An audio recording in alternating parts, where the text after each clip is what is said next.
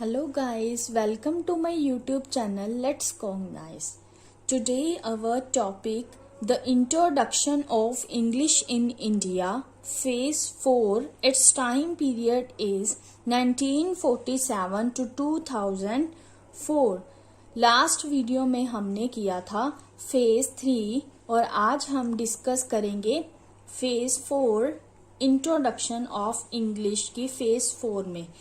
ये बिल्कुल छोटा सा है, इसके ओनली 3 पैराग्राफ है, आपको इजीली समझ आ जाएगा। Now let's start.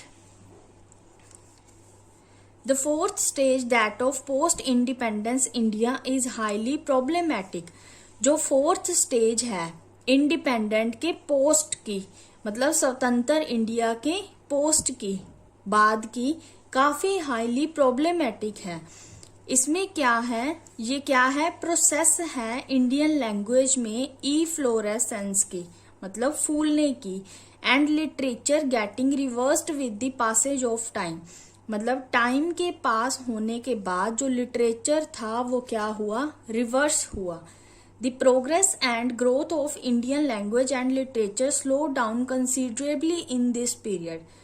जो इंडियन लैंग्वेज की प्रोग्रेस और ग्रोथ थी लिटरेचर की, वो काफी, मतलब टाइम के अकॉर्डिंग क्या थी, धीरे धीरे चल रही थी। Writing in Indian language became increasingly distanced from the broader concern of society as time passed. जो भी राइटिंग थी इंडियन लैंग्वेजेस में, वो क्या, उनका काफी डिस्टेंस हो गया था ब्रॉडर से, मतलब सोसाइटी के ब्रॉडर कंसर्न से, जैसे जैसे टाइम बीतता चला गया। इन इनवर्स प्रपोर्शन में क्या है, English has been able to gain unprecedented popularity. Time के अकॉर्डिंग, टाइम के बीतते हुए, पर इंग्लिश ने इतने एफर्ट किए और आखिर में क्या हुआ, वो एबल हुआ पॉपुलैरिटी गेन करने में। This stage has also been witness to a great search for word of English as a language। इसमें अकेले इंग्लिश एज अ लैंग्वेज को ही फॉरवर्ड नहीं किया गया, मतलब इंग्लिश को लैंग्वेज तो माना ही गया, मतलब इसे सिर्फ कम्युनिकेशन के बेस्ड पर नहीं सिलेक्ट किया गया, बल्कि क्रिएटिव इंडिवियर, मतलब इंग्लिश को हम हर फील्ड में यूज करने लगे। मतलब उसने इतनी स्पीरियरिटी गेन की, इतनी पॉपुलैरिटी गेन की, उसे not as a only communication ही नहीं, बल्कि क्रिएटिव इंडिवियर का भी उसे बेस्ट प्लेस मिला। As a medium of instruction at the present time, it has more or less totally replaced Indian languages at the college and university level. एक medium of instruction के base पर जो English थी, उसने colleges और universities level में Indian language को पूरी तरह से रिप्लेस कर दिया। ये था हमारा फर्स्ट पैराग्राफ। आई होप आपको इंग्लिश की पॉपुलैरिटी के बारे में पता चला कि किस तरह इंग्लिश ने एफर्ट किया और किस तरह उसे पॉपुलैरिटी और स्पीरियरिटी गेन हुई और किस तरह उसे medium of instruction present time में सिलेक्ट किया गया। In the media to the influence of English, जो इन्फ्लुएंस है इंग्लिश का वो क्या है, दिन ब दिन बढ़ता गया। इलिटिसिज्म एंड इंग्लिश दोनों क्या है, इनसेपरेबल है। There is a mushrooming of institutes, मतलब इंस्टीट्यूट का मशरूम है, मतलब समूह है, जिसमें क्या है, teaching spoken and written English, English को पढ़ना और लिखना सिखाया जाता है। यह सिर्फ मेट्रोपॉलिटन सेंटर में ही नहीं, बल्कि छोटे छोटे गांवों में भी इंस्टीट्यूशंस बन गए हैं इंग्लिश के। इन्हें प्राइवेटली मैनेज किया गया है। ये जो इंस्टीट्यूशन है, ये मनी स्पिनर्स हैं, पैसा कमाते हैं इंग्लिश सिखा के। From the language of the colonial master, since its beginning in the 19th century, English has adopted by the Indian ruling class as their language. English को क्या था, इंडियन रूलिंग क्लास द्वारा अडॉप्ट किया गया as a language. Power और prestige इसके साथ associate थी। वी नोटिस दैट वो कहते हैं, हम ये नोट कर सकते हैं, एक बंदा जो वेल फ्लुएंट इंग्लिश स्पीक करता है उसे रोल मॉडल माना जाता है हमारी कंट्री का, हमारे यूथ में से सबसे बेस्ट रोल मॉडल माना जाता है जो अच्छे से फ्लुएंटली इंग्लिश स्पीक करता है। आप देख सकते हो रियलिटी में भी जब एक टीवी है, मान लो हम कोई भी हिंदी फिल्म देख रहे हैं, उसमें एक्टर है जो इंग्लिश में बात करता है, हम उसे काफी इम्प्रेस होते हैं।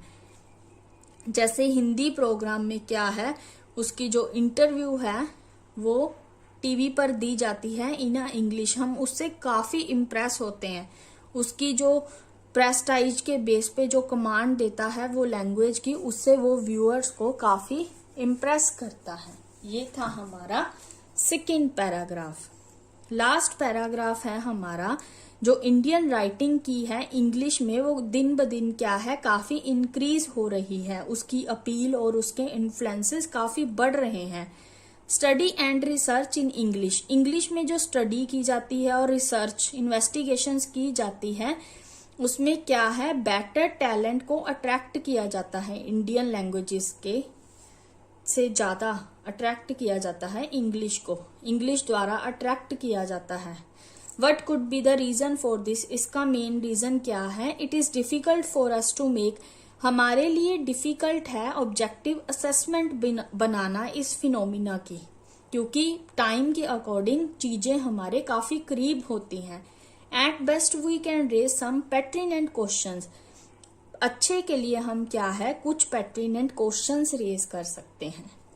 आई होप आपको ये फेज 4 में इंट्रोडक्शन ऑफ इंग्लिश अच्छे से समझ आ गया। लेट अस सम अप में हमें दिखाया गया है कि ये जो ओवरव्यू है इसमें क्या है इंग्लिश के सर्कमस्टेंस पर इफेसिस किया गया है, जो क्या है कॉलोनियल मास्टर्स द्वारा 19th सेंचुरी में इंट्रोड्यूस की गई थी। इसमें क्या दिखाया गया है, इंग्लिश की एक्सपेंशन एंड ग्रोथ को दिखाया गया है कि इनकी ग्रोथ भी इजी नहीं थी, ना ही स्मूथ थी। इन्होंने इनिशियल हर्डल्स को क्रॉस किया, मतलब काफी पहले, मतलब स्टार्टिंग में इनको काफी प्रॉब्लम्स आई, पर इंग्लिश ने उनको क्रॉस किया और वो एबल हो गई। उसके बाद उन्होंने काफी इंडियंस को अट्रैक्ट किया और क्या है एक इंस्ट्रूमेंटल बन गई इंस्पायर करने के लिए।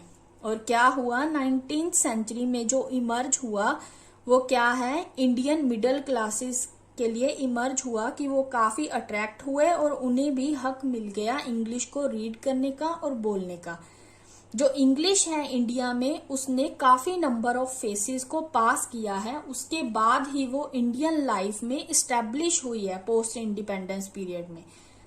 यह सबसे ज्यादा इम्पोर्टेंट है कि 20th सेंचुरी में क्लोजिंग ईयर, मतलब 20th सेंचुरी के नियर जो ईयर है उसमें इंग्लिश की जो इम्पोर्टेंस है काफी बढ़ गई है। हम ये नहीं कह सकते कि इंग्लिश है जो इजीली उसने अपना प्लेस बना लिया है इंडियन लाइफ में, ऐसा कुछ भी नहीं है। इंडिया ने पहले इनिशियल हर्डल्स को, काफी प्रॉब्लम्स आई हैं, उनको क्रॉस किया है और काफी मुश्किलों को सॉल्व किया है। उसके बाद उसने लार्ज नंबर ऑफ इंडियंस को अट्रैक्ट किया है और अपना बेस्ट प्लेस बनाया है इंडिया के इंस्टीट्यूशंस में। आई होप आपको ये सारी वीडियोस मेरी अच्छे से समझ आ गई। अगर आपको किसी और वीडियो के रिलेटेड भी कोई भी इंफॉर्मेशन चाहिए किसी भी टॉपिक के बारे में, तो आप मुझे डिस्क्रिप्शन बॉक्स में आप मुझे कमेंट करके बता सकते हैं कमेंट बॉक्स में, तो मैं आपको उसके रिलेटेड ही वीडियो प्रिपेयर करके अपलोड कर दूंगी।